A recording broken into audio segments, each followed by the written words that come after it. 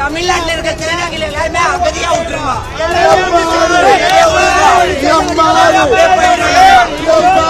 இது குறித்த உங்களோட பார்வை என்னமா?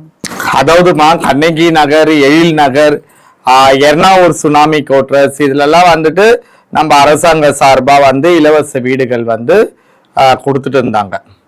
பட் நான் கூட ஒரு தவறு பண்ணேன். இலவச வீடுன்னு சொல்லிட்டு இருந்தேன். அந்த சாரி, அதுக்கு நான் சாரி கேட்டுடுறேன். பட் அது இலவச வீடு தான், ஆனா இலவசம் கிடையாது.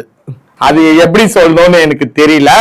பட் இலவச வீடுன்ற பேர்ல தான் எங்க எல்லாருக்குமே கொடுத்தாங்க. மானிய தொகைகள் ஏதாவது வசூலிக்கப்பட்டது இல்லம்மா. அதாவது அது என்ன பண்றாங்கன்னா, இலவச வீடு அப்படின்றதுதான் கொடுத்தாங்க. ஆனா அதை நாங்க இலவசம்னு எடுத்துக்கிறதா இல்ல எப்படி எடுத்துக்கிறதுன்னு தெரியல. அதாவது அட்வான்ஸ் இல்லாத ஒரு வீடு.